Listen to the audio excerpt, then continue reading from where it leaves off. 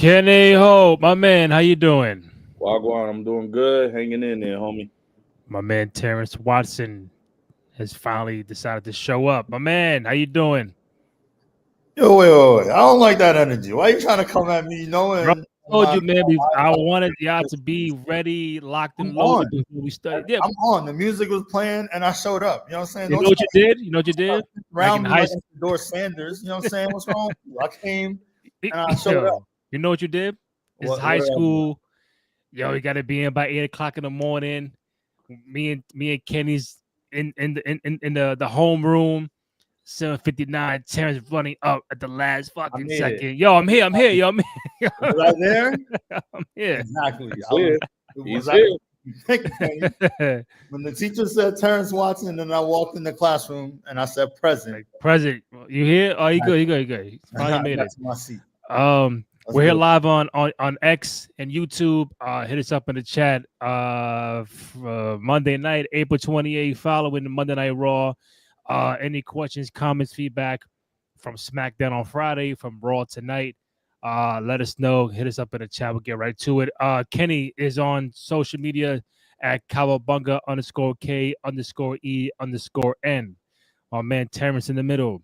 Lower East Scribe. Rainy J Cruz, RENDY, letter JCRUZ. Find the podcast on SoundCloud, Spotify, Apple Podcasts, also on Amazon Music. Go to youtube.com/Cruise Control Podcast. Go ahead, download, rate, comment, subscribe, like, all that good stuff. Show us some love and support for your boys on the program. Last time I checked, we are at about 520 subscribers on YouTube. So it's a slow process, slow burn, but we are slowly getting there. Also, can I forget, go to prowrestlingtees.com/cruise control for the official 2 out of 3 Falls podcast t-shirt that Kenny is graciously wearing on the show right now. That's a beautiful t-shirt, Kenny. Thank you. I greatly appreciate that, man. ProWrestlingTees.com/cruise control. Go ahead and cop the brand new 2 out of 3 Falls podcast t-shirt. Appreciate your love and support. Again, doing this live on X and YouTube. Any questions, comments, feedback regarding Monday Night Raw, hit us up in the chat. So we have the group chat going on, us three, talk about, what to bring up, topics, what to talk about. But I think Terrence, something is irking you. I think I don't know what it is. It's a topic. Is the writer's room. You I think you want to get some shit off your chest before we go into anything specific. So something is irking you. What is it? I just feel like, well, first of all, I felt like we had so much momentum coming out of WrestleMania, especially with Seth and that kind of like this new faction between him and Braun and Paul Heyman. And it's a slow build. I get it, but at the same time, and y'all keep me honest here, it feels like we're doing a little bit of like, a final boss, I want your soul Cody thing with him and Sami Zayn. And, I'm just like, are we, is history repeating itself? Are we doing that again? I don't know. I'm just not, I hope that's not the route we're going down. Well, I'm going to answer your question with a quick answer / question. I just saw the video on my timeline like 2 minutes ago. There's a video of Seth doing this. Yeah. To Braun Breaker. Yeah. He just did it. And everybody's like, oh man, what does that mean? Is he part of is he down with The Rock and John Cena? Is he doing this until The Rock appears? Again, we don't fucking know, but it's very interesting that he did the same this to Braun Breaker to get rid of Sami Zayn. I mean, there's a lot of questions we can ask, a lot of topics of where you want to go with it, but I thought that was very interesting to see that Seth would do that. And again, what does it mean? It could mean jack shit, or it could mean something like, hey, you got to watch out for that, because maybe everybody's all together. You never know. Mm-hmm. Yeah. Was that it? Was that it, Terrence? That's all that was irking you? You feel like that this lackluster out of Mania? I don't know. I feel like a lot of even the whole Pat Mac and Gunther thing, like, I don't want to see that. You want to see that? I don't want. Okay, I mean, we already know that's probably going to be a let's one. go there. Let's go there on that. And on that case, because my timeline is like, I don't want to see Pat Mack and Gunther. I don't want to see Gunther and Pat Mack. I don't want to them, not me. I don't want to see Logan Paul and Jey Uso for the World Heavyweight Championship. I do want to see that. I want to see that. I'm interested. I don't see the problem unless there's a lot of Logan Paul haters out there, but I see a Logan Paul Jey Uso World Heavyweight Championship match being something that I would want to watch and be entertained by. Absolutely. The Gunther and Pat Mack, I haven't seen Pat Mack wrestle in a while, but I'm like, yo, let's see where it goes, bro. In reality, Gunther's on fucking vacation for 2 weeks. Okay, he's not suspended. He's not fined. He's Right, getting a little break.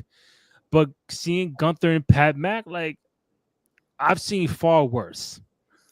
I've seen far worse. I'm not saying that this is gonna be a bad match, but I've seen far worse. But why we gotta shit on it before we even really get shit popping off? Like, well, I'm saying that because we're coming out of, like, in my opinion, what was a good WrestleMania, right? But I think we've all had like well, I think honestly the three of us enjoyed it, but the overall was like, oh, it wasn't, and I think that was because of like one or two things. yeah. But we didn't nitpick, and I think the three of us, like, we gave it a solid B, maybe even B plus. Like, we enjoyed WrestleMania. Mm-hmm. But that being said, like, there were so many storylines where it's like, oh wow. Now, what I will give to Pendulum Swing a little bit, I think one of the things that I have enjoyed is the women seem to be getting better storylines. Okay, they have been killing it, and they have been deserving of it. And I think for a while, like, that was the one thing, is that they had to catch up. They being, like, you know, the story behind the story, right? Like, giving them more dialogue, giving them more opportunities to, like, really develop their feuds. And, you know, so I like seeing, like, Rhea and Io, like, kind of have each other's back because they're friends. Yeah. But they ultimately got to go at it, right? Like, and I like seeing, like, a lot of the heads of NXT, like the leaders, you know, from that locker room finally making their push. So I'll give them that. But I don't know. I just feel like, all right, like, you know, let's get on with it, man. Like, I just want to see the momentum carry. Like, I get that WrestleMania can sometimes be a reset, but, you know, I Gunther and Pat Mack, you know what I'm saying? Like, we could get a better match than that. Like, you know what I'm saying? Like, you know, but to your point, I do want to see Jey Uso and Logan Paul. I think we actually even spoke about that last show. Which probably, yeah. What we did, where the three of us were like, no, like, you know, that's the point, is Logan Paul is a true heel because he's a real asshole in real life. And so, you know, like, we enjoy his work. I think the two of them would work well together. No, because the thing is, it's and again, it could be a lot of Logan Paul hate, and that means he's doing a great job, you know, making you, you know, dislike him very much. Right. But it's also a thing like, from the timeline, I don't want to see the match and think people already just want Jey to lose the world title. They see Seth on Raw. They see Braun Breaker on Raw. They see a lot of guys. You know, I give Jey Uso 2 or 3 months. He'll drop the title. But it's like he just became champion like 2 weeks ago, and it's like he's a mega fan favorite, right? And it's like, you know, if you had the book, if you had the pen coming out of WrestleMania, your first contender for Jey Uso would be, like, realistically, who would it be? Because if you put him against Seth, you know what's going to happen. You put him against Braun Breaker right now, you know what's going to happen. It's like, who else are you going to put in the ring with for the first defense of the title for Jey Uso? I think Logan Paul is the perfect guy. Yeah, I just don't know why. Kenny, go ahead. But my thing is, I just don't know why people are shitting. And this goes back months with Jey. I don't want Jey to become champion. And he's champion. I want him to lose. Him and Logan Paul, I don't want to see it. But it's like, yo, can we like Kenny said in the chat, can we let shit marinate just a little bit, Kim? And I think Jey Uso did a really good job on the mic today. He looked way more comfortable than he's been. It's like the the main event, Jey Uso, we see in the Bloodline kind of vibe I saw today on the mic with Logan Paul. Right or wrong? I think it's a fair assumption. I mean, right after Mania, everyone has wants to keep it rolling, wants to keep everything, the momentum going, as T said, which is fair. But I think with a lot of things, these are just we got to let it ride out all the way to the next big thing that we're going to do, like we're going to see. We want every night to be almost like WrestleMania. We got that from Raw, we got that from SmackDown, NXT, phenomenal, good, but I feel like like I said, everything has to marinate, everything has to slow simmer. We got to smoke this out. We got to let this sit, let it simmer. We're gonna see what's gonna happen at Backlash, even though we predicted. But also too, like I think these next PLEs, they did a little push until what's probably the next big thing that's gonna happen, and that's probably the summertime when it's gonna be SummerSlam. Money in the Bank is in June, and then SummerSlam. That's what we're gonna see probably more push. Yeah, Backlash. I think we all gonna watch it. We all want to see, but a lot of these events we're not gonna see that happens in the next 2 or 3 months into the next big PLEs. They just I think they wanted to get another good reaction. So we gotta let the food cook. We can't just rush and take food out the crock pot just yet. So McAfee and Gunther, I mean, we could relate it. We look at Taz when he faced off against Jerry the King Lawler. So we already know what we want. But I mean, I'm opposed. I'm like, come on, really? But hearing what Randy said, I'm like, you know what? Maybe let's see what happens. Maybe they keep this going and we bring back face. So let's see. When Gunther attacks Pat Mac last week, in your mind, in my mind, I'm thinking, oh, Backlash. Like, you're just gonna you do that to write Gunther off TV for his time off, but then you don't think he's gonna come back and everything is kumbaya. Like, oh, we good, Gunther. It's all right. They're gonna have a match. I asked Terrence this to be fair.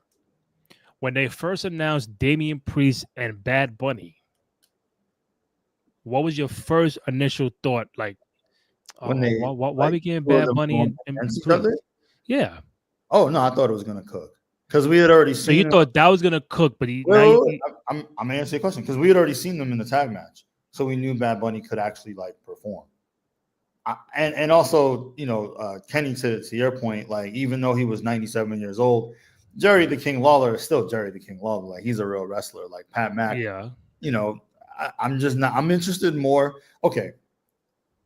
Not to take it there. I think we all appreciate what Pat Mac brings, but I saw something on Twitter basically saying like, yo, he's like that person that like you were excited about him in one space, but like I don't know that I want to see him wrestling. Like I love hearing him get crazy and like I love that he, the fact that his podcast helps elevate wrestling, and we keep it in a buck because more people hear about it. He brings more wrestlers out into mainstream, all for it.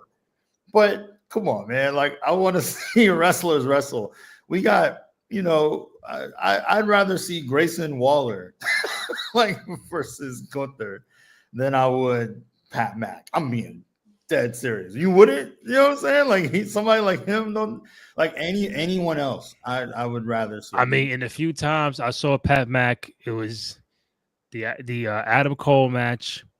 There's probably one or two other ones going on. I'm like, okay, I'm shocked Pat McAfee, former NFL guy, can do this in the ring. Am I saying he's Seth Rollins or no, he's not. Right. But I'm like, I think it could be that underrated, like, oh shit. Your first thought, man, this the popcorn match. But when it's all said and done, oh shit, you know what? That might have been the most entertaining match on the card.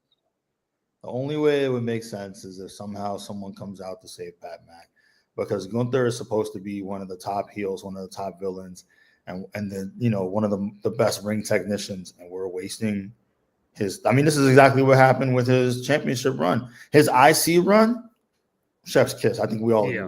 But his heavyweight run was like it left a lot on the table. You know, can y'all tell me one feud of his from that run that y'all really enjoyed? No, man, Right. I wasn't. And Me and so it's like, Kenny, what are we doing spoke with, about what it are we months doing ago. with Gunther? Is my We question. weren't fans of me, Kenny, and I think me and Graham spoke about it. Like it was a very, to me, underwhelming Reign, yeah. championship run, and then that's no fault of him. It's just like there's no rivalry for him. And I'm not mad at that. I'm not mad at him for that. But that you're hitting on my gripe where I'm like, yo, he's Gunther. You build him up as the guy. Like he could talk shit.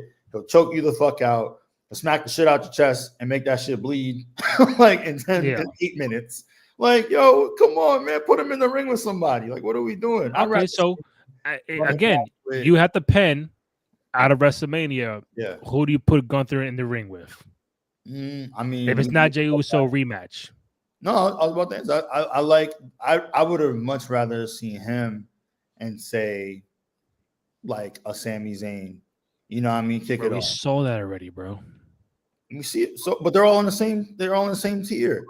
I feel like to Kenny's point, we got to get him in a feud with somebody like that we believe is either gonna be in the world heavyweight like title picture or in whatever the next Universal title is, or the John Cena title. I don't know what we want to call it. But that's because now that he doesn't have a title and he has to kind of low-key start over to some degree, I want to see him at Money in the Bank. You know what I'm saying? Like, I want to see it. You know what I mean? Like, whether he wins or not, I mean, that remains to be seen just because, we got to figure out who else gets there. But I'd like to lay the breadcrumbs, you know what I mean? Like, give us something that's going to get us there.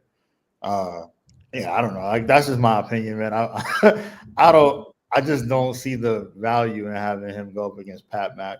That's all. I mean, listen, this ain't gonna be like a Drew McIntyre CM Punk rivalry with Pat Mac and Gunther. This could be a one-off. Like I don't think it'll go past Backlash. It's just something for both of them to do. Listen, it is what it is. No matter what, regardless, we're gonna watch it anyway. We're gonna critique it. I'm just not one of those that super duper analyzes, why are we getting this match and Gunther should be getting this guy and Pat Mac should be nowhere near the ring. It's like this is an entertainment company as well. So you are going to get those kind of like, oh, okay, I didn't expect that match, but you never know. There could be some shit going on in that match. You never know, but this is not going to be a super rivalry where it's going to go through fucking SummerSlam and shit. Right. And to that point, I would rather see it at a SmackDown or at a Monday Night Raw for a one-off like that than Backlash. That's my biggest point. I think it's just going to draw in like those who probably aren't fans like Pat McAfee's following. They're going to draw people from his show. Yep. Get them in and, because everyone's just going to be hyped to see him. And who knows? Pat McAfee's friends might come and interfere with him in the match. So that thing, they're just trying to draw in his following, his crowd, even though Pat McAfee represents the people that, that's enthusiasm about the sport, the game. But, everyone knows, like, with McAfee, like, step into the ring. Come on, man. It's like, come on. You was like, I know everyone in the back was like, him? Like, he wants to. I'm like, all right, keep on against him, but it's just a draw. It's like, yo, you got the top guy against a radio host, so it's gonna just draw in some commodity, some type of revenue, but it's just one way to build it up, and you probably be surprised how the outcome might be. So it's just to draw in. Yeah, it could be a match where someone, helps Pat Mac, and that guy is now the new person for Gunther. Gunther can beat Pat Mac, and then someone comes out to go face to face. Like, listen, I don't know. I just like Rusev. What if Rusev comes out, and then it's now face to face with Gunther at Backlash? All right, so we got rid of Pat Mac. Now you gotta fuck with me. And that's all it is, bro. Like I'm not even stressing this shit. I think we were all waiting for maybe Jay to come out and help him. I'm glad that he didn't because they got to move on past Jey Uso. Yeah. They have too much. They got to. You know what? With all the simmering and cooking, it's a little late over here. You know what I mean? I'm getting hungry, and I hope that we're fed by the wrestlers. So are we all good on getting a Logan Paul, Jey Uso? Okay. I think the three of us said that we kind of predicted that. Yeah, let's see how this goes. Jay's social media is look, different man. animal. Look, man, Jay's got his first independent title run. It was the same thing when we saw with Cody. Like, we already knew Roman was out. Now Cody faced off against two individuals. He faced off against the same opponent 2 times. He faced off against two opponents. He faced off against AJ Styles, Kevin Owens 2 times. Then he faced off in tag matches. It might be the same for Jay. Do we know? No. Do we know how long it might be? Probably not. But also, too, let's let him get him a chance and see what he can do. I mean, the man's hot. He's still getting a big pop. And even with the title, we see after tonight, the way he's approaching, he's trying to talk and approach this like a champion and talk with the confidence. Even though he's still yeeting, he's still trying to demand his presence. So with that, this is just going to build off of Jay, but also too, this is also going to help possibly down the line. Does Jay create more of a sense of a rivalry with some other new opponent? Does he work more with someone else? Does he try to cook more with someone else? So can he create some type of new feud with someone? Maybe this might get a push. Maybe Logan Paul. Maybe eventually Sami. Maybe he might go up against someone else that may be coming up down the line. Maybe sooner or later, he might go up against Braun, but maybe someday someone in the Judgment Day might fight against him. So it's just Jay going through the circus, the battle, especially after when it happens. Listen, bro, I Terrence, when Stone Cold won the title in 98, do you know who his first 2 defenses were against? No, I don't remember that. But in your mind, Goldust? Oh, look at that! Somebody else's fucking Wi-Fi froze. I think what do you think? Goldust or maybe Ken Shamrock? I'm gonna guess because the way Randy said it, it's got to be somebody like kind of okay, it was like a mid Carter. I'm gonna guess Savio Vega. Savio Vega. Just cause I'm gonna throw Savio Vega out there, and then I don't know who the second person. It wouldn't have been Shamrock. I think they kind of folded him in, even though he was in that match, obviously with Brett and everything. But I think they kind of folded Shamrock in later. And I wonder. It's funny too. Looking back, we all kind of look at it they didn't really utilize Shamrock much. So I don't even know that he got a heavyweight championship match. we good now? Way back there. Yeah, you good. My fault, fellas. All right, let me set that up again. All right. Stone Cold's. Everybody talk about Jey Uso. We get Logan Paul. I'd rather him go up against whoever. Stone Cold in 98. You would think his first defense or 2. Did you hear my guesses before you cut off? I heard Savio Vega. I heard Goldust. But my question is, when you hear that, you would think it's someone got to be like Taker or something like that, like The Rock. Far from it. The first 2 defenses on a PLA back then, Dude Love. That's Mankind. It was Dude Love though. You get Stone Cold 98, the hottest dude in the world, and the first defense of a title is Dude Love. I almost thought it was Kane. Was that the Dude Love who was Was that the Dude Love when he did that whole promo on Michaels about how he wanted to be Sean, and that's what, like when they No, this is Dude Love when he was trying to butter up to McMahon and yeah, he was just trying to butter up to McMahon and be on the side on, and then like he flipped on Stone Cold, and then boom, you have a match at Unforgiven. But I mean that's also let's make it clear. My disappointment, I guess you could say, with like Pat Mack and Gunther, complete 180 when it comes to Jey Uso and Logan Paul. I think that's going to be way better than whatever the internet is saying. I think that's because those are two figures who, for whatever reason, on the internet are a little bit polarizing.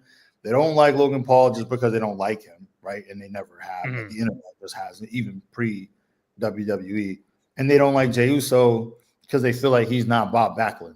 You know what I'm saying? Like, who gives a fuck whether he can put like 79 moves and he's Dean Malenko? You know what I mean? Like, I don't care about that. Like, yeah. You know what I mean? Like, he's and we're seeing plenty of champions that are ain't like that technical either. Yeah. I mean, when Hunter was in that conversation, I forget who he was talking to. It was Rosenberg. When he was talking to Rosenberg, and he was saying, like, if you go down the list, and he said it kind of like in a jumbled way, but what he was trying to say is if you go down the list of memorable champions, I guarantee you it's not the same list as the best technical wrestlers. Of course, like the first wrestler that got you excited about wrestling, Randy, is who? Ultimate Warrior. Exactly. Who couldn't wrestle his way out of a paper bag, but you know what? Asses in seats.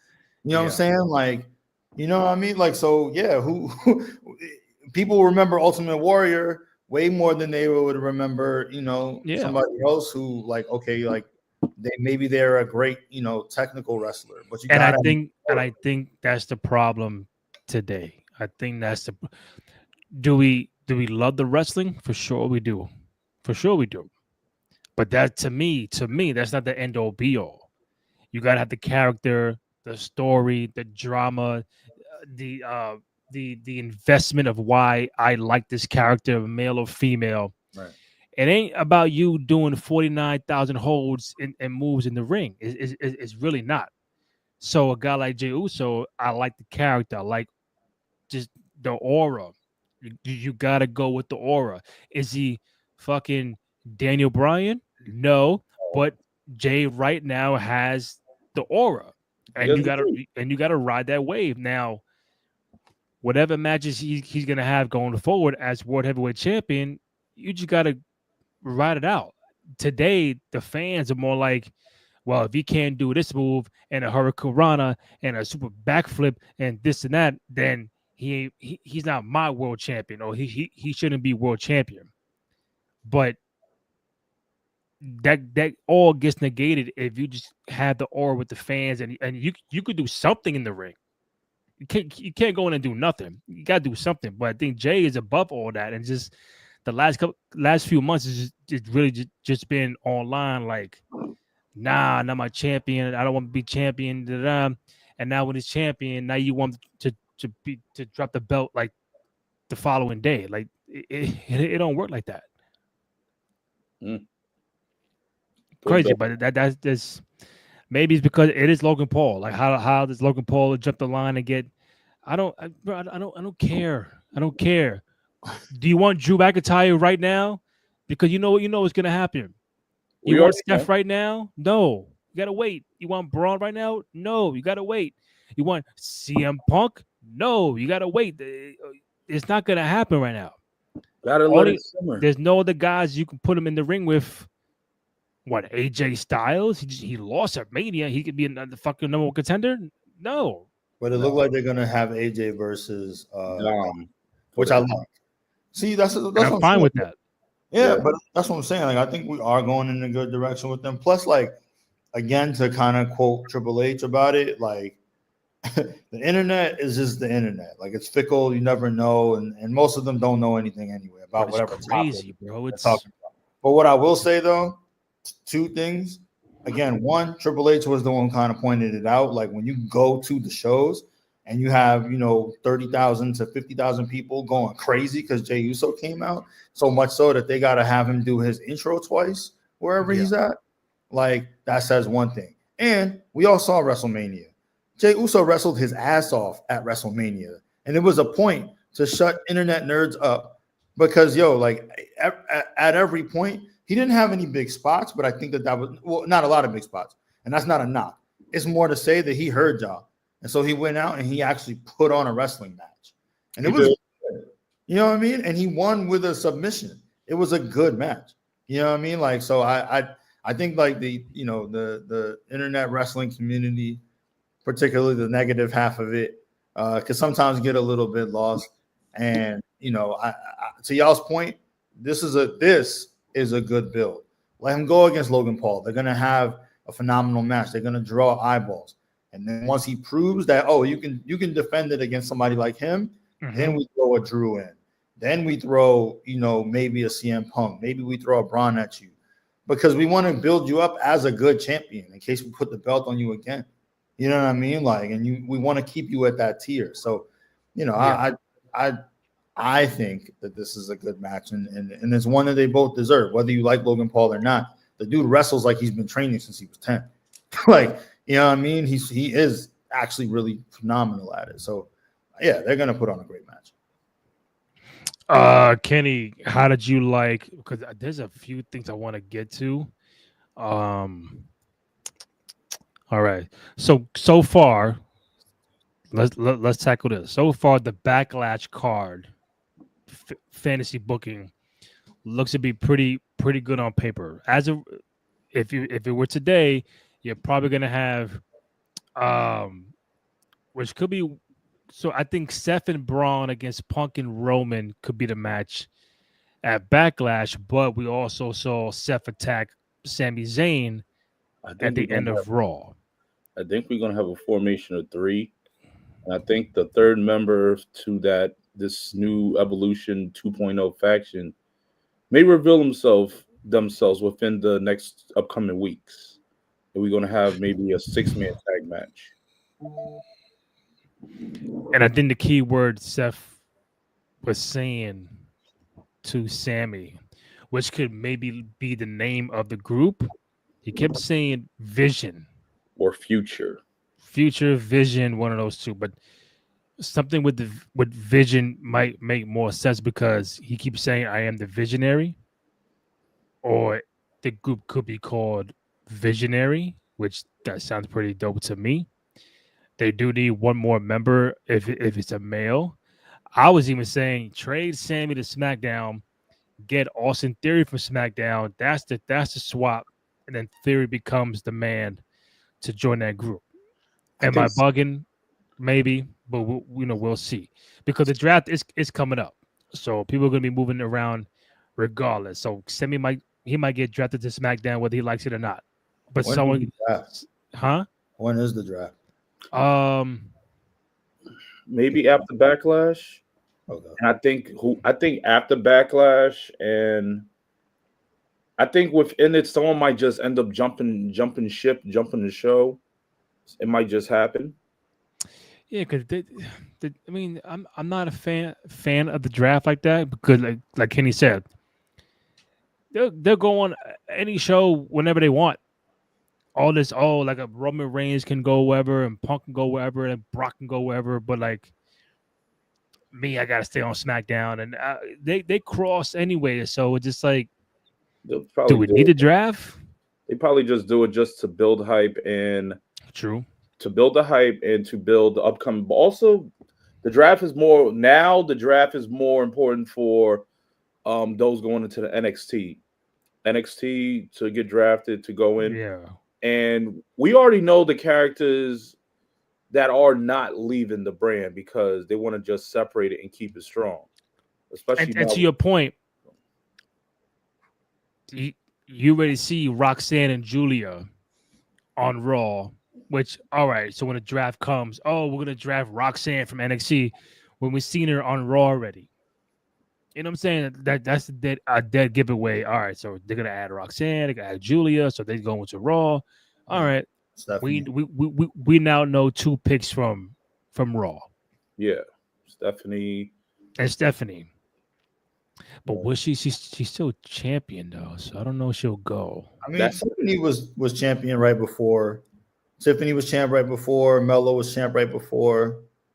Right, but did they bring just, the no, they just dropped it they dropped it. Okay, right before the draft. They lost it before, or I think either Roxanne's going to probably stay at Raw. I think Stephanie may go to possibly maybe SmackDown. Her and Zelina Vega going at it for that U.S. Championship now.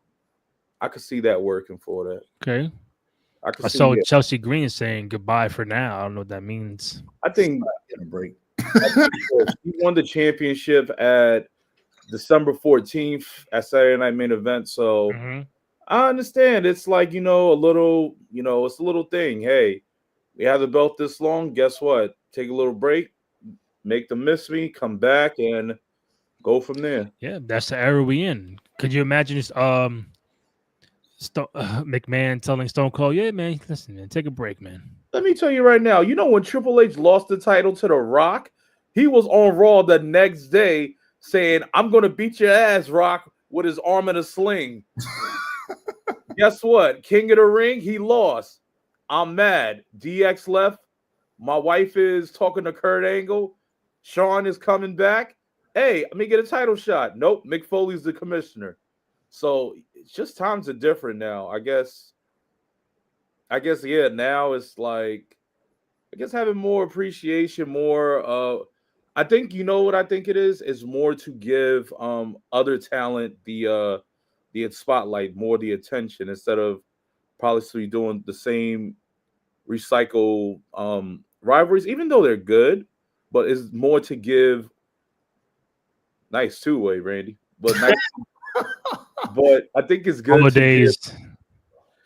But I think it's good to give more of the characters, more stars, more opportunities to build on, and just push other shine as well. So now Chelsea Green dropped the belt to Zelina. So now this is opportunity for Zelina to do what she do, but also too, let's see new opponents go after Zelina as well. We might see that. Tiffany has the belt. Now we're seeing what's happening on SmackDown. We're seeing, Tiffany had a little singles match against Jade. In comes back Nia Jax, and now we have Naomi. We can't front. Nia Jax, when she had her run, she dropped the belt to Tiffany. Nia was a pretty solid champion. Most people don't want to admit it, but I think she was solid.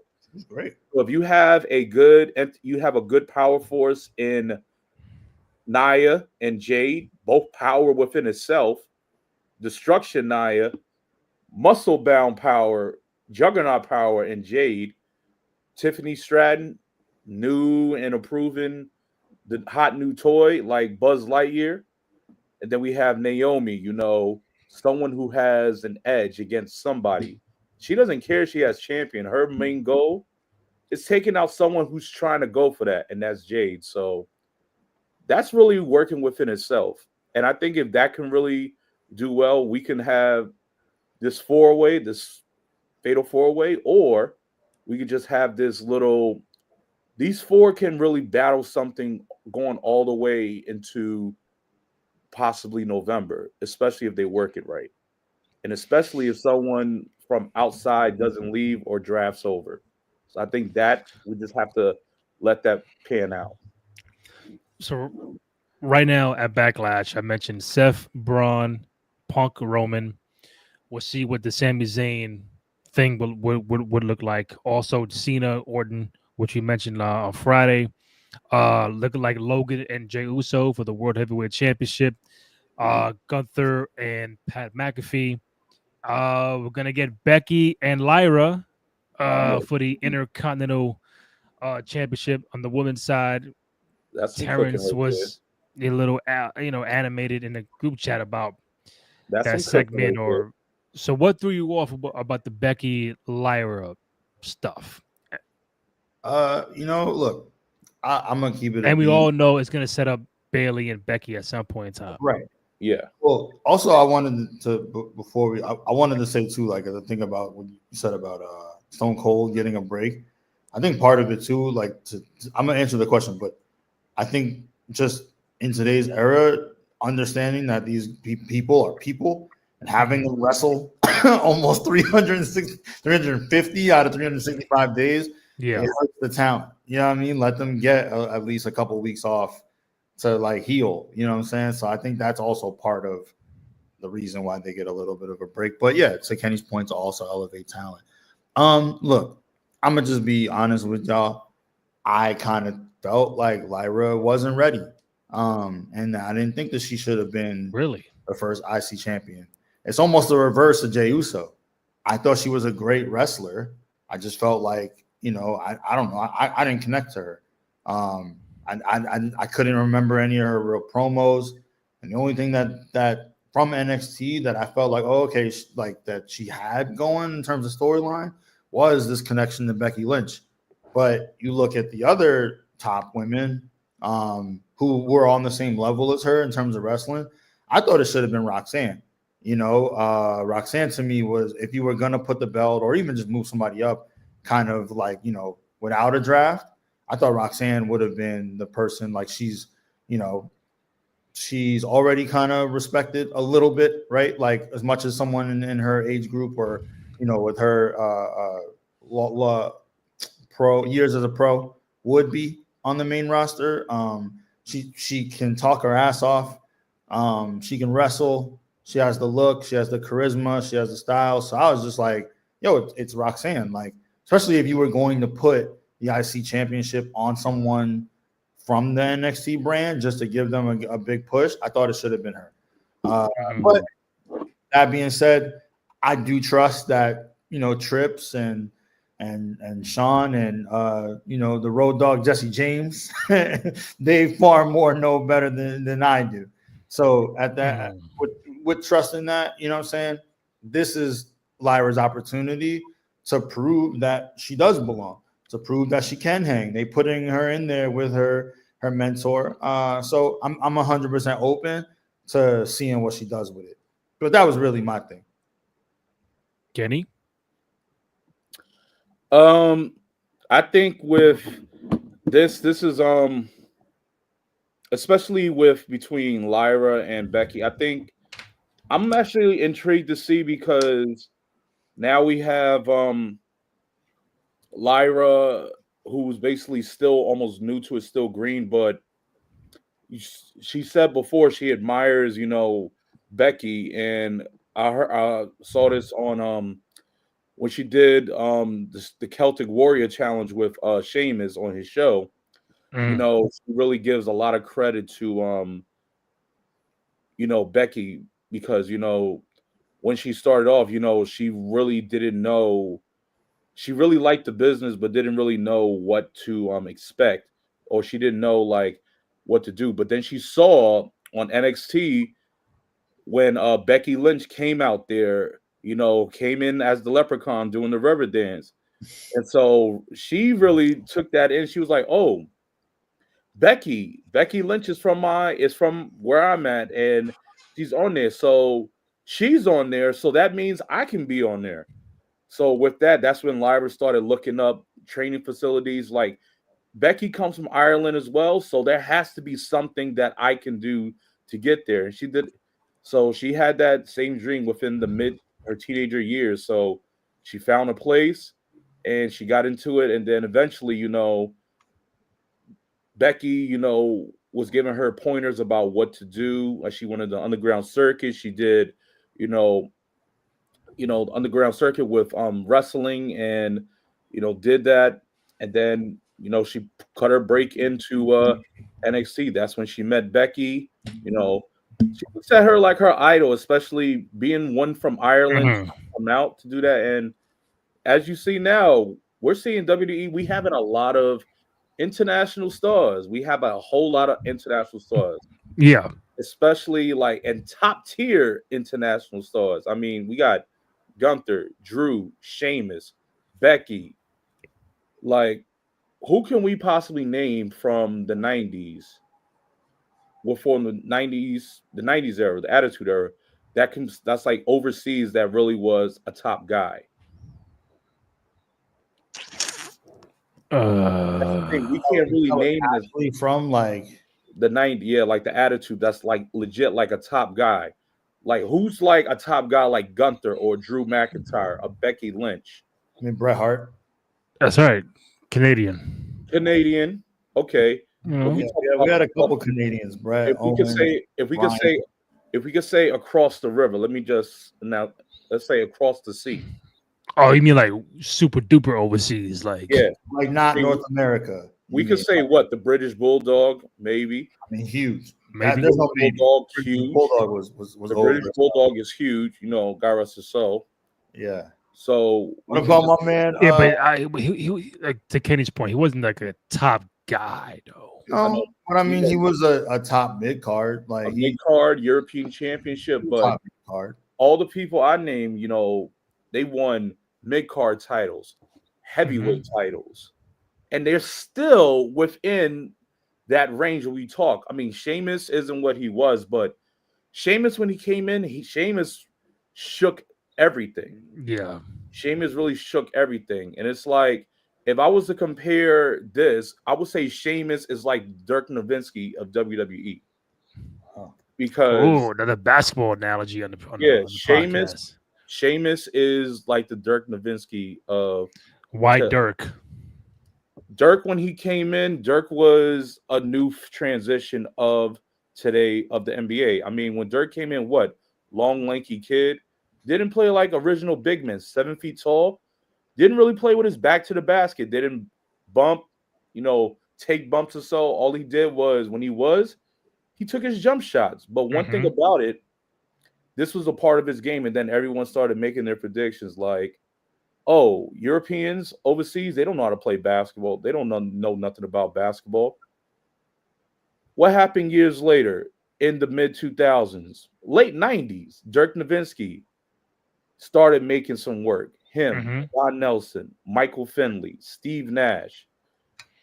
Dirk's game, everyone now, Dirk Nowitzki made a routine being a power forward, shooting three-pointers. He can go inside. He heard all that. He can take you off the dribble, make his jump shot, and guess what? He'll get you in the post, but now instead of like expecting the contact, you know what he does? Fadeaway jumper, one-legged fadeaway jumper. Now you can't tell me his game right now, everyone just transitions to using it. Sheamus. We see all red brolic, right? Irish kid. Guess what? We're like, what's he gonna do? He's all power, but guess what he's doing? A road kick. He's just doing a big scissors kick to the face. But guess what? Knocking somebody out. And who do we see him beat? The top guy in the mid-2000s, John Cena. So Sheamus, if I was to say Sheamus, he won championships numerous times, and he was on that top card. Dirk, even still, he probably didn't get a championship until 2011. He earned that championship. I feel like when Sheamus got his chance for that title, he earned it. And I could compare Dirk and Sheamus. They both are people that earned it. They didn't just earn it for themselves. They earned it for their country.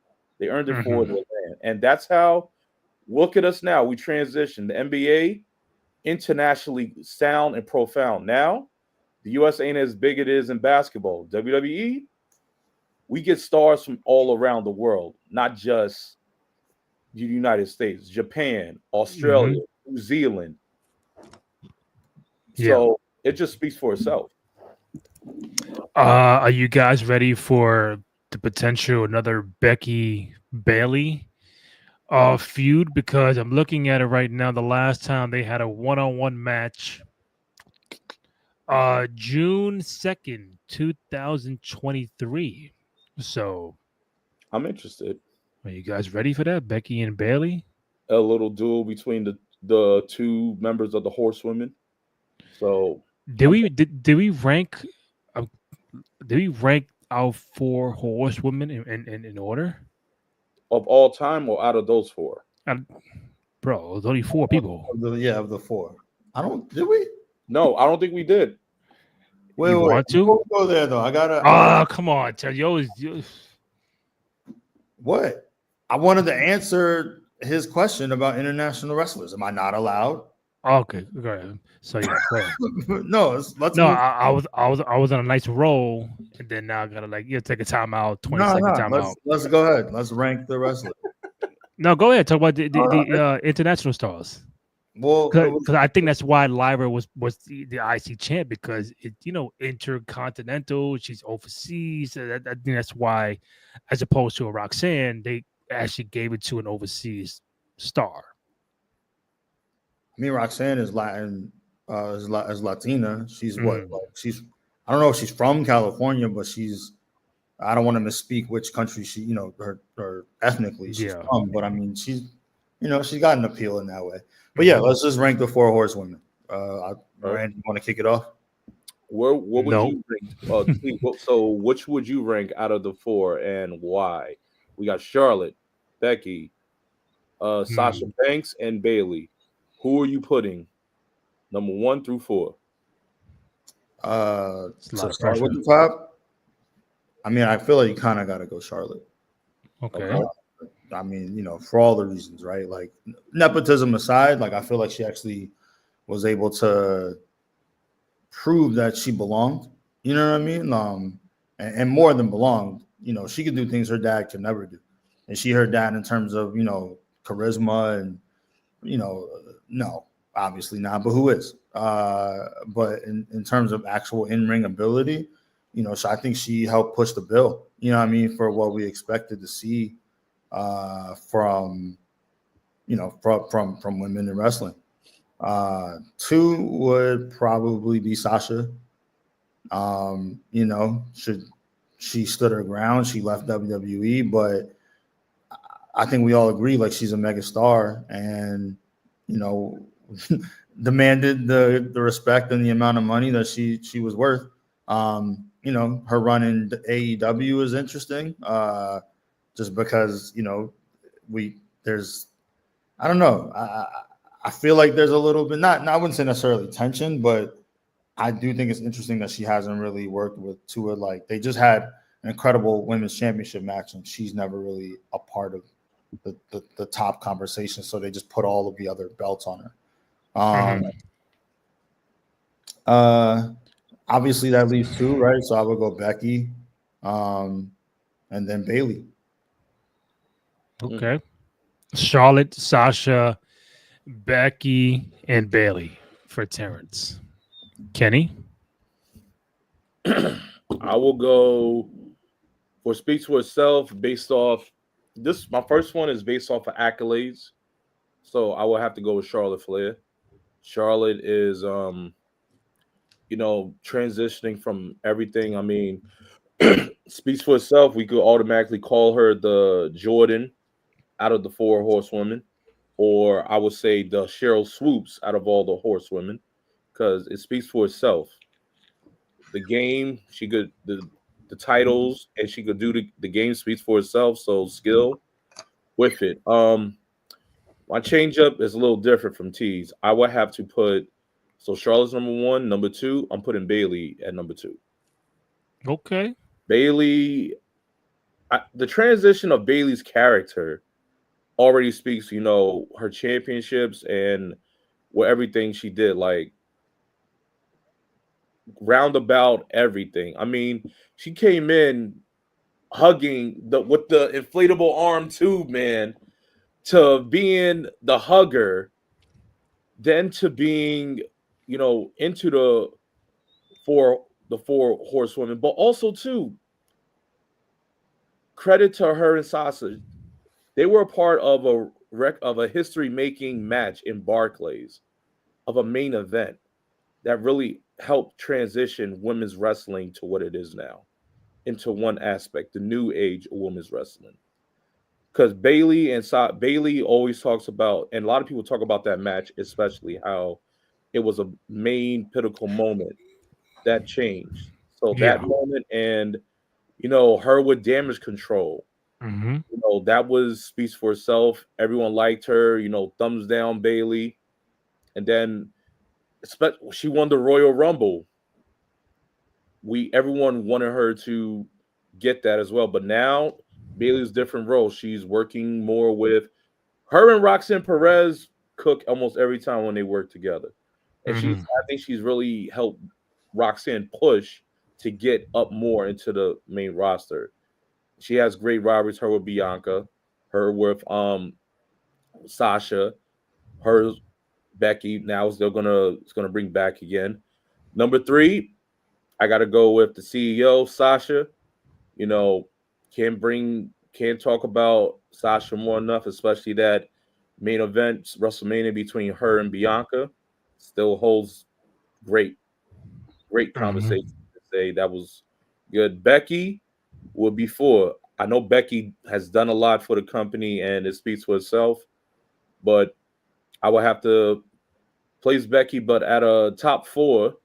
But well, obviously, but Yeah. I just will have her at four because for those three, they spoke out to more me. Becky did speak to me, especially what she fought for women and how she wants everyone to be perceived, even as a heel when everyone was booing. For one, that's how I have to look at it. A few things before we wind down here. You mentioned a match with Sasha and Beck and Bailey. I'm gonna get to that in a hot second. To answer the question, I'll be quick. I'm going Sasha number one. You already know how I feel about her. I think this is like my own personal favorite. Now, obviously, if you add accolades and all that, Charlotte will be number one. Sasha one, Charlotte two, Bailey three, Becky four. Um, I like Becky. I just she just never got me like Sasha. She never got me like Bailey. Never got me like Charlotte. Um, and I think to what Kenny's point about the match they had in Barclays for Takeover, the one thing that doesn't get brought up enough is that when it was the pandemic era, Sasha Banks and Bailey were two of the 3, 4 MVPs of that pandemic era. Tag champions, the promos, just being entertaining. I know Roman is on top of that list. Randy Orton had an amazing pandemic era, but I think Sasha and Bailey does not get talked about enough about what they were able to do during the pandemic era. It was a weird time and place, but those two fucking held it down for that time frame. And I think people need to really just go back and now do you watch those Raws and SmackDowns? Probably not. The PLEs, probably not. WrestleMania, probably not. But when you go back into it, if you tell me who were the MVPs, is Sasha, is Bailey, is Randy Orton, and Roman for the pandemic era, and that should be more applauded towards them. But Sasha's always been my number one since day one. Just the attitude, um, the sassiness, championships. Just like she's the boss. Like yo, I'm her. You know how we say, oh, he's him, but she's her, and she's always been like that. Bailey, I mean, I like the character development. I like Becky too, but um, I think ever since she was the man, it's been a little clunky after that, far as the character she's been portraying. Big time bags and two belt Becky, then this and that. I was like, all right, it's a lot going on, but those would be the four. That's how I would rank the four. But the question I have for you guys, and I don't want to sound like recency bias or whatever. There's been a lot of praise for that Io Sky Bianca Rhea match at WrestleMania. Probably one of the greatest triple threat matches of all time, opening for WrestleMania. So I'm like, okay, would you pick Io Rhea Bianca or the Sasha and Bailey match from NXT Takeover? Oh, yeah. Mm, I will have to go with the triple threat match. Yeah, I will have to go with. I know I will have to go with the triple threat match because the crowd at WrestleMania just made it more. They just drew more. it felt more with it. I know with the Bailey and Sasha when they did at Barclay and they did during the pandemic era, that was great. It was good, but it was still just kind of hard without the reaction, the feeling from the audience, from the fans. You know, we had it at home, but sometimes that also drives more and gives more into the match. From Mania between Rhea, Io, Hold on. I'm talking about NXT Takeover in Barclays with the fans. oh yeah, not the pandemic one. My bad. Sorry, I was on the road. But my bad. I was my bad was spiraling. But I would still pick Io, Rhea, and Bianca.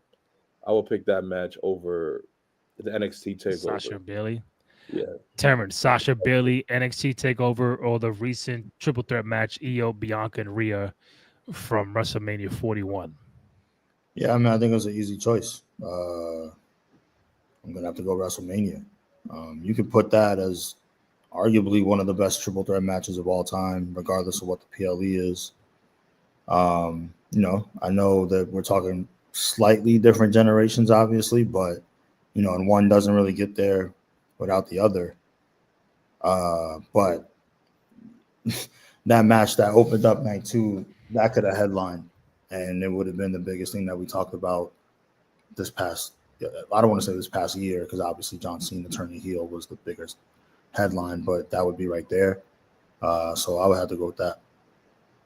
Because I asked because a lot of people put that Sasha Bailey match as far as all women's wrestling, like top 5, top 3, could be number 1. So it's highly regarded, and that match took place what 10 years ago? 10 years ago. Crazy, coming up this summer, 10 years ago. But now with the Io Rhea Bianca of it all, I know what happened like last week. People on social were like, "Hey, this could be in the conversation now. This could be in the running to take down Sasha and Bailey from NXT." So I felt like throwing it out there. I'm like, "Hey, maybe one might pick one, the other one, you know." But if you're telling me both triple threat, then that means you're telling me this triple threat match not only is better than that, but we're talking about it could be in that top 10, top 5 category of all time. I will say it. I will put it there. It speaks for itself. I think it just really shows the growth of how women's wrestling has continued to evolve, and I think it will. And without something with that NXT match between Bailey and Sasha, that just gave it the Bailey and Sasha's match was the powder light to give it the spark, and we ignited with that triple threat match at WrestleMania. Okay, I mean, I'm not saying you're wrong. I'm just find it very interesting. I mean, I will have to go back and see the Sasha Bailey match, but I know when I saw it, the crowd was into it, and it's just fucking. It's a classic. Cooked with all seasonings. All seasonings. All gas, electric stove. Anything else I'm missing from Raw tonight? Probably not, right? New Day's gonna face off against War Raiders again. Oh, okay. I mean,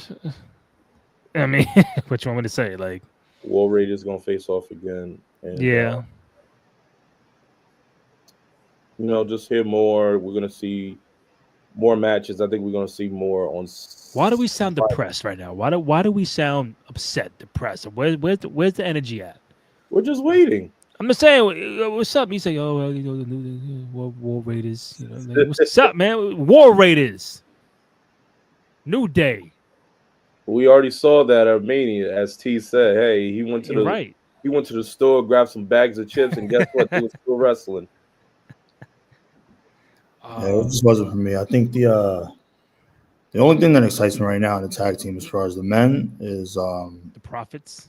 Yeah, I mean they had a great match, obviously on Friday. They proved that they shouldn't have been left off Mania. We should get Profits against New Day. I think that's what they're building towards for one of the PLEs. Probably not Backlash. My guess It's is like a Night of Champions, right? Some kind of SummerSlam, vibe like that. A but unified championship I tag. I don't mean, think they'll unify them again. no. Nah, I don't think they should, but imagine they do. No, I think it should be like if there's a Night of Champions where it's like cross brand against cross brand, like U.S. champion against Intercontinental champion, and the tag champ from Raw, tag champion from SmackDown go at it. Yeah, I can see that. That'd be a dope match. New Day and the Profits. Yeah, I'm You just know, kind of tired. I mean, I like War Raiders. I think they need a faction. I think they need one other person to kind of be their voice. I feel like, maybe that's something that they could do with Kyrian.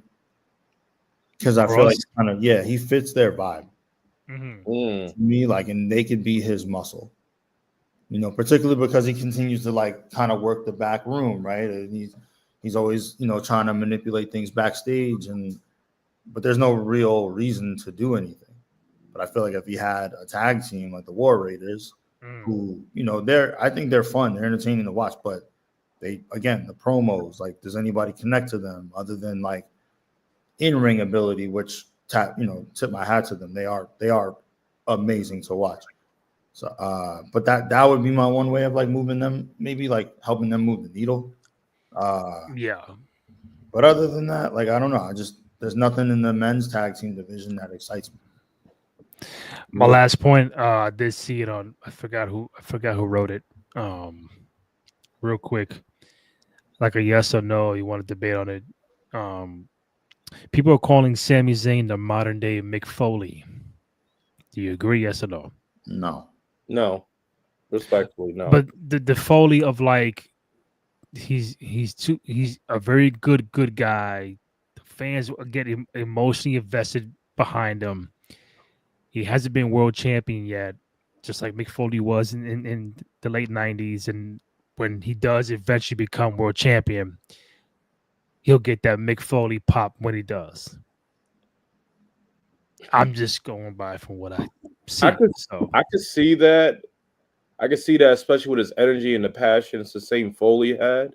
Mm-hmm. But with that, like, with Foley, not even doing the hardcore, he put a lot in there, and he took it from being a very much took in those insane bumps, those insane pushes. Sammy, if I was to compare, Sammy would take the matches that would seem like underdog worthy, facing off against the Gunthers, facing off against Seth, CM Punk, even when the odds are against him and he may still lose. And it's the drive of Sammy, he's always losing, but he doesn't know when to quit. Like, this dog keeps getting up. I guess you could say that for Mick, but it would just be on the aspect of the yard work as well as the amount that he has. I mean, of course, I don't know what Sammy has to do, fall off of 2 times off a Hell in a Cell and say, I'm still going to get up like Mick. That's right. That's probably, but I don't think so. T, what about you? Yeah, no, I don't see that at all. He's like, nah, chill, bro. Yeah, no, I mean, no disrespect to Sammy. I get the whole underdog. He doesn't look like a brawler like Kevin Owens does. He's not a body guy, all those things. I get that. And, he's got the whole never quit kind of attitude about him. Mick Foley was out to hurt you. You know what I'm saying? Mick Foley, yeah, he might get bashed in the head 10 times by The Rock with his hands handcuffed behind his head. But if he got a hold of you, he was going to do something to you that we had never seen either. Like, let's not pretend or forget, rather, that he wasn't also someone who, there was a reason why he bought a bat that was on fire with barbed wire. He was going to hit somebody with it. You know what I mean? Like, there was a reason why him and Orton did a bump with, thumbtacks, and Orton took the bump. It was to say that you were as equally as hardcore as Foley. And no disrespect to Sami Zayn, a different era, but he's not taking the type of punishment like that you can't fake. you know what I'm saying? That Foley took, and he also can't dish out the kind of pain that we know, Mick Foley was able to give. So, respectfully got to disagree on that. I hear that. Just felt like asking. What do you think, Randy? No. I mean, promo wise aspect, a little bit, underdog, not world champion. People call him not world champion material, get overlooked and stuff like that. Loyal, Very. I mean, that aspect, as far as in the ring and like being hardcore or throwing his body all over the place, probably not. But just from like being the guy that's always counted out from that aspect, I get it. And people already giving Sami Zayn the early 2026 Royal Rumble winner. So this just been in the last hour. Like, I see the Rumble winner, Sami Zayn. Could I see it? Sure. You saw it on the magazine? Where'd you get that source from? I don't know, but I think people see his arc. Like, all right, a year from now, Sami Zayn would be world Royal champion. Rumble winner. Okay. Yeah. It can happen. And where will WrestleMania be? Oh, in New Orleans. New Orleans? Yeah. Imagine face-offs against who? A Drew? Maybe Seth? Maybe. I don't be interested. Maybe Seth? Yeah. World Heavyweight Championship. Payback. It ain't going to be John Cena. It ain't going to be Cody Rhodes. The Raw Championship. Got to be the Raw title. But anyways, Kenny Holtz, Terrence Watson, Randy Cruz, hit us up on social media. Go to youtube.com/Cruise Control Podcast. Go ahead, download, rate, comment, like, subscribe, all that good stuff. Show us some love and support for you boys in the program. We should be back Friday night following SmackDown, unless anybody got some other plans. But we should be good for Friday night, right? I'm down for it. You good, Terrence? Friday night? We'll see. you know what that means, Kenny. You know what that means. We'll see. Yo, I got a dinner. Yo, I got this event to go to. Yo. Hey, you talked about wrestlers with lives. I mean, hey. But listen, then it's me and you. That's how we started, right? Netflix premiere. It was just me and you that night. We're gonna be good.